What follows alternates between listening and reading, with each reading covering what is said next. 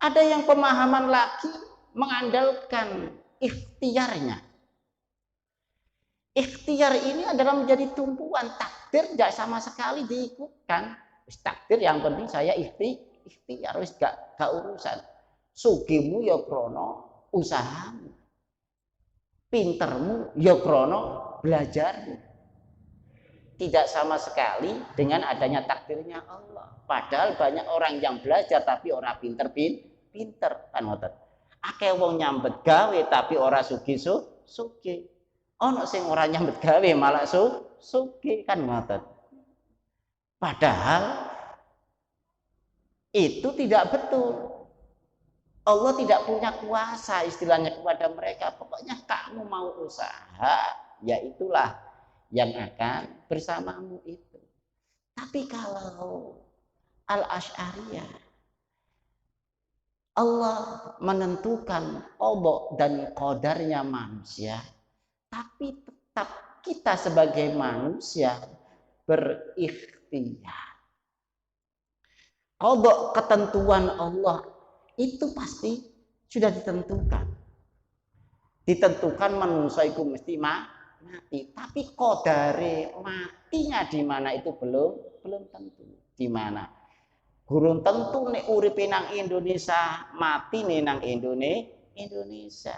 Jadi qadare pangeran itulah yang menentukan. Aina ma takunu yudrikumul maut walau kuntum fi burujim musyayyada. Tapi setelah berlari-lari menghindar dari kematian yang ada dengan ikhtiar tombo nanti nang rumah sakit sampai nang kuniku koyok omai dhewe nyewa rumah sakit kanggo ngobati ngoten sampai sak mati nih ngoten sampai sak mati nih. Nah nek ngerti mati ngoten kan ya ora usah terus nang kono ora usah ikhtiar. Tidak seperti itu. Kita sebagai manusia punya kewajiban ikhtiar. Kalau ikhtiar kita ini sudah maksimal, kok tidak mencapai dengan apa yang kita inginkan, maka itulah takdirnya Allah. Jadi kepinginin rumah sakit itu supaya waras, ternyata malah mati rumah sakit. Nek ngerti ya mati nang omah wae kan mboten kakean urusan. Tapi jenenge ikhtiar kita wajib. Lah, itulah kita baru tawakal nanggone pengiran. Tidak boleh tanpa adanya ikhtiar terus tawakal. Ora ketemu jurusannya. Ikhtiar baru disandarkan dengan ketawakalan nanggone pengiran. Mongko nih biasanya arek nom-nom nggih ngoten, gelek bojo ngoten, bengke mawon ten pundi kemawon ana wong ayu diparan ditakokno. Tapi dilala kok oleh tanggane mepet ngoten nggih. Yang takdire nggih ngoten nggih. Yang penting sudah ikhtiar. Di dalam ikhtiar itulah ada nilai-nilai sebagai manusia beribadah. Karena apa? Dengan adanya usaha sebagai manusia, ini akan menjadikan kemanusiaan manusia itu betul-betul akan bersandar kepada Allah yang punya kuasa, yang punya ketentuan, dan akan menentukan apapun itu. Kan penak menawi sampun nangkun ikhtiar maksimal ya wis lah takdire pangeran ngoten. Tawakal terus takdire kados ngoten. Dadi breset to kados ngoten niku. Mongko niku penting. Mula niku tauhid yang dibawa oleh Imam Al-Asy'ari adalah yang paling nalar dengan adanya akal. Jadi keterpautan antara tauhid sama fikih itu terpaut sekitar berapa? Imam Abu Hanifah niku kisaran 40 Hijriyah. Berarti lebih dahulu adanya hukum-hukum fikih.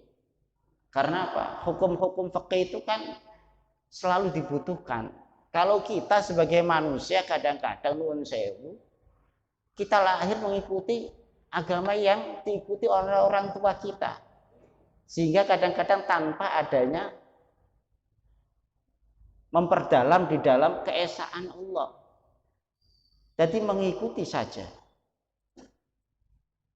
Padahal harus ada sesuatu yang menunjukkan bahwasanya Allah itu punya kuasa yang harus kita pahami.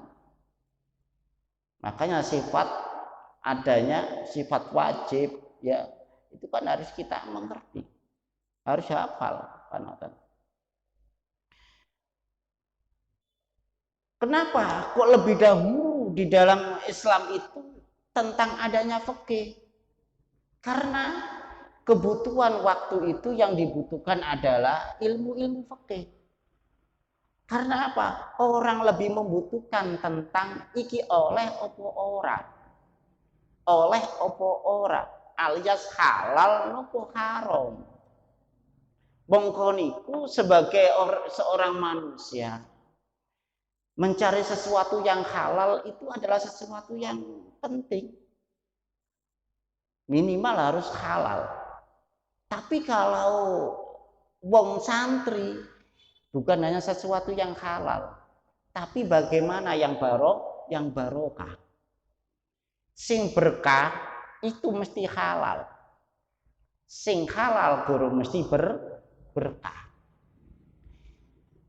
Wong ngemis niku lak halal. Nyuwun-nyuwun gak halal, tapi tidak berkah, atau berkahnya kurang. Bagi kalangan santri bukan hanya sekedar halal, tapi cari yang berkah. Nah, keberkahan itu adalah kadang-kadang disandarkan dengan usaha kita. Semakin kita kesulitan, semakin barokah. Semakin barokah. Maka sesuatu yang berkah itu adalah menjadi penting di dalam kehidupan itu karena tingkatan berkah itu di atas halal. Di atas halal. Kita dagang, nuwun sewu. Kadang dagang itu kan rego tergantung kita.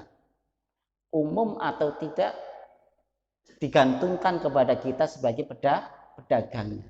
Tapi nek terlalu dhuwur, ya tetap mawon oleh karena itu haknya. Tapi halal juga, tapi tidak berkah. Kurang berkahnya. Nek wong ora ngerti ngoten kadang-kadang mboten terus teko omah dikandani dulur iku kelarangan semisal. Kelarangan awakmu ora iso nawar semisal. Niku lak kadang-kadang gelakno. Padahal wis akad ya dadi saya sahkan secara Islamnya kados ngoten. Mulai krungu dikandani kelarangan awakmu tuku gelo, sing tuku gelo masyaallah kan ngoten. Iku nggih ngilangi barokah. Ngilangi berkah. Mongko berkah niku di atasnya itu. Jadi gak gelem bujuki, gak gelem berpolitik, memolitiki orang-orang yang tidak tahu. Karena apa? Dia yakin dengan keberkahan itu kan. Monggo niku ten gene cerita niku wonten nate cerita. Tiang niku kehidupannya di dalam rumah tangga itu merasa hampa. Tidak ditemukan adanya ketentraman. Padahal dia bekerja di dalam pekerjaannya itu gajinya luar biasa besar. Padahal pegawai ini lungguh tok istilahnya. Akhirnya sowan. Dateng ulama ngoten dateng kiai sowan. Mengeluh tentang kehidupannya, kok tidak ditemukan adanya ketenangan dan ketentraman. Padahal keuangannya sudah menjamin. Akhirnya awakmu kerjane apa? Kerja kula niku nggih namung ngawasi kemawon. Gajimu piro? Cara biyen ngoten gaji kula 7 juta. ngawasi tok mandor 7 juta, padahal sing kuline kerja niku kadang-kadang mek 1 juta kan ngoten. 7 juta. Kaken niku. Njaluk dilongi. Napa wantun kados sing ngoten sakniki? Mboten wantun. Nggih, njaluk dilongi. Krana kaken bayaramu, dilongi teman. Njaluk dilongi. Sampeyan niku waras apa ora? Kabeh-kabeh njaluk ngundak sampeyan malah njaluk dilongi kan ngoten nggih. Karena biqadrita abinya. Kecapeannya di dalam bekerja. Ya memang orang semakin pandai kan kerjanya kan semakin santai. Ya, semakin santai. Nah, biasanya ngoten niku ya akhirnya kadang-kadang berimbasnya pada anak-anaknya. Akhirnya teman dilongi. Setelah itu malah menjadi ditemukannya atau menemukan adanya ketenangan, kedamaian di dalam setiap apapun yang dia lakukan. Ibadah iso ngrasakno nikmate ibadah. Nggih. Keluarga yang biasanya banyak menuntut karena tahu orang tuanya gajinya berlebih, sekarang karena tahu gajinya orang tuanya tidak sebagaimana dahulu, redup, tidak banyak tuntutan, tidak banyak keinginan-keinginan, akhirnya tenang. Inilah kadang-kadang sesuatu yang menurut kita tidak masuk akal, tapi itu kadang-kadang sesuatu rahasia dimiliki mereka-mereka yang punya pandangan, yang punya hati bisa menembus adanya itu semuanya. Mongko niku penting kagem kita niki bukannya sekedar ikhtiar, tapi ikhtiar yang betul-betul menerapkan adanya keilmuan yang sesuai dengan hukum-hukum Islam. Islam itu bukan hanya tentang hukum-hukum saja, masih dibutuhkan adanya tasawufnya. Kadang-kadang meninggalkan hukum tapi meraih tasawuf, nah, juga kurang. Dasarannya itu adalah hukum syar'inya iya, ya. Terus di situ dengan adanya tasawufnya. Nah, kadang-kadang ini kan tidak mau belajar mengenai hukum, akhirnya kadang-kadang nuwun sewu ibadah kurang di dalam kemantapannya. Karena apa? Islam itu ditata dengan adanya tatanan-tatanan hukum. Wudu nggih wonten aturane, ora sak senenge. Salat nggih wonten hitungane rakaate. Mboten sak senenge ngadeg lungguh kemawon. Kalau terjadi kesalahan, bagaimana dia membetulkan di dalam sholat itu kan butuh ilmu, bukan butuh keyakinan saja. Jadi ilmu yang ada itu untuk mendukung keyakinan dia di dalam melakukan ibadah-ibadah datang pengeran. Niki juga dibutuhkan. Maka sesuai dengan perjalanan hidup manusia, di mana saat dia belajar, dia akan pada fase atau dalam tingkatan nantinya tingkatan berumah tangga, bagaimana mempraktekkan waktu dia belajar, baik belajar dari bangku, belajar dari kehidupan, belajar dari pergaulannya, itu dibutuhkan. Maka kesempatan yang diberikan oleh Allah kepada kita itu bukan sesuatu yang ketepaan, bukan. Allah memberikan kesempatan kepada kita itu untuk belajar sebaik-baiknya di dalam kesempatan itu untuk ke depan kita. Untuk ke depan kita. Nuwun sewu kita renungi kemawon. Apa yang terjadi waktu kita saat ini? Apakah lepas dari masa muda kita? Coba kita renungi dulu kenapa saya tidak belajar secara maksimal. Dulu kenapa ketika muda saya tidak memaksimalkan kesempatan yang ada. Allah memberikan kesempatan itu sudah diberikan kepada kita.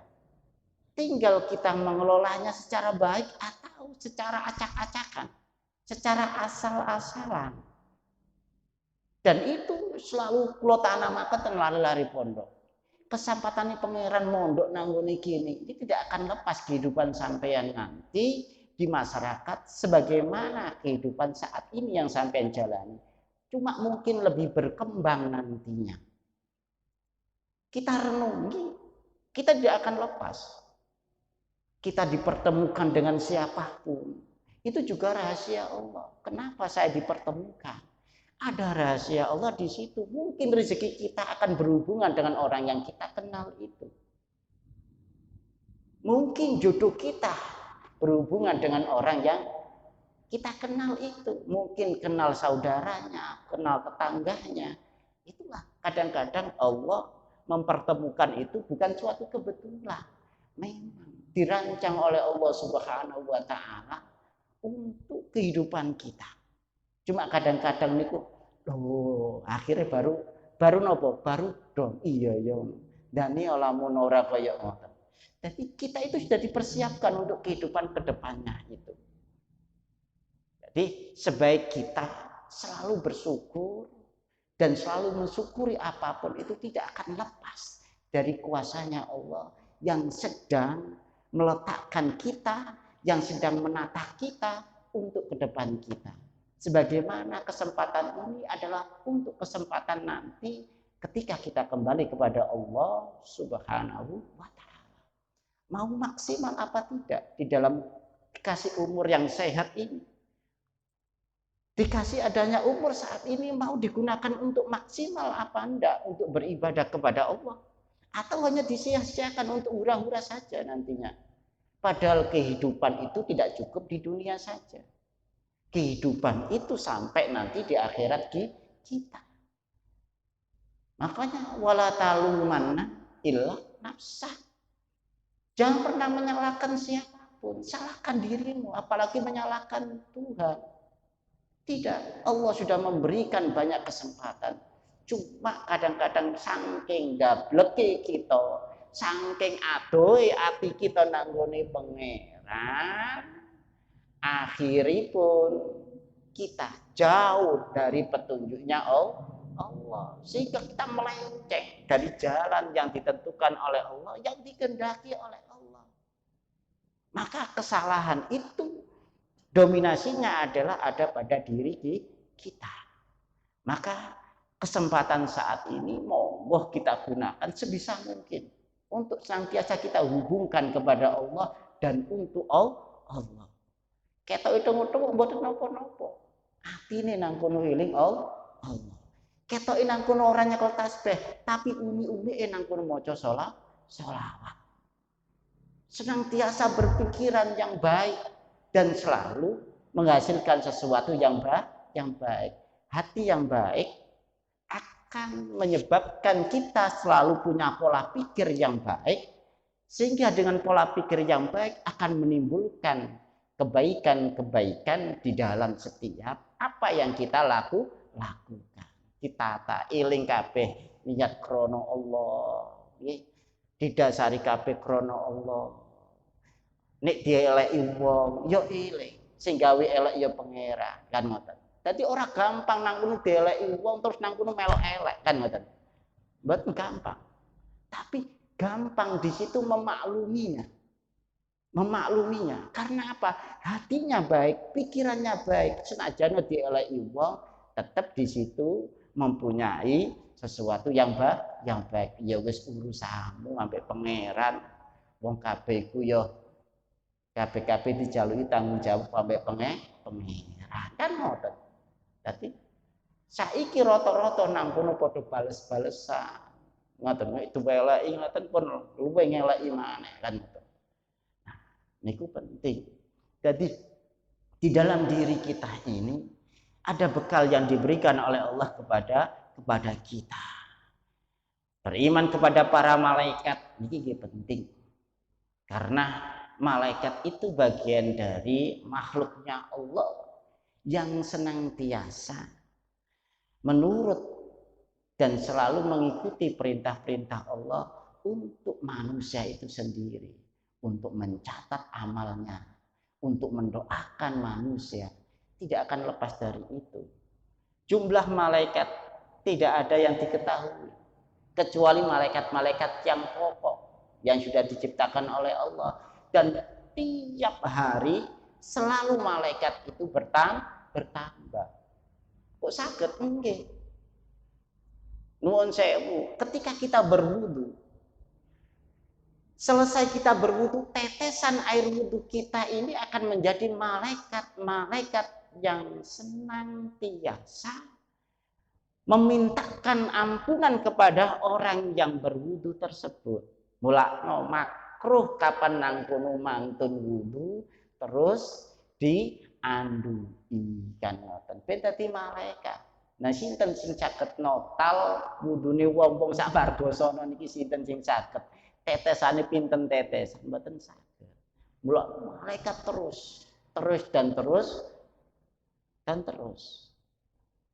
Nah, Allah menjadikan itu semuanya juga untuk manusia. Jadi kemarin kalau terangkan antaranya malaikat kalian setan. Sama-sama seniornya, lebih senior dua-duanya ini, malaikat senior, iblis juga senior. Dulu bukan iblis, jin. Dan itu juga pernah ditugaskan oleh Allah sama-sama menjaga surga. Cuma karena perilaku yang tidak baik, karena meninggalkan akhlakul karimah, menentang adanya perintah, kehidupan kita itu dasarnya namung nopo tuh. Kerusakan itu karena meninggalkan akhlak. Kerusakan itu karena meninggalkan akhlak. Iblis diturunkan karena mokok alias tidak berakhlak. Malaikat nurut, selalu menjunjung adanya akhlak yang baik. Maka kerusakan kita rata-rata karena meninggalkan akhlak. Apapun itu. Permusuhan kita juga karena meninggalkan akhlak. Ana wong sak dulure kok cengkreh. Ana wong sak dulure kok nang kene sikut-sikutan. Karena ninggalno akhlak. Sing tuwek ora ngerti tuweke, sing nom nang kono iku ora iso ngajeni sing tuwek. Kan ngoten. Andai kata sama-sama nang kono junjung dengan akhlakul karimah, maka akan ditemukan adanya kedamaian. Wallahu a'lam bishawab. Al-Fatihah. A'udzubillahi minasyaitonir rajim. Bismillahirrahmanirrahim. Alhamdulillahirabbil alamin arrahmanir rahim. Iyyaka na'budu wa iyyaka nasta'in shiratal ladzina an'amta 'alaihim waladdallin. Ingkang ngersakaken kitab niki terjemahanipun Abah, karanganipun Abah, monggo hubungi lari-lari kemawon. Insyaallah tasih wonten mbok menawi. Nggih. Dadi kersane manfaat lan barokah tinggalane wong tuwa nggih. Mangken kula waca kitab Arabe nggih ribet tasih. Niki kan sakniki kan eranya era yang simpel kan ngoten nggih. Mangke pengen buka Arabe mangken ten ngene sarai ngoten. Bismillahirrahmanirrahim. Allahumma sholli ala sayidina Muhammad wa ala ali sayidina Muhammad. Allahumma nas'aluka bi jayyi sayyidina Muhammadin sallallahu alaihi wasallam yaghfir lana dhunubana wa li walidina wa li jami' syekhina wa masma syekhina wa ustadina wa muallimina lah bi rahmatika ya arhamar rahimin. Irhamna wa auladana wa dzurriyyatana wa talamidana wa jami' man hadara fi majlisina hada bi jayyi sayyidina Muhammadin sallallahu alaihi wasallam. Jazallahu anna Muhammad. Alhamdulillahirabbil alamin. Al-Fatihah. A'udzu billahi minasyaitonir rajim. Bismillahirrahmanirrahim. Assalamualaikum warahmatullahi wabarakatuh.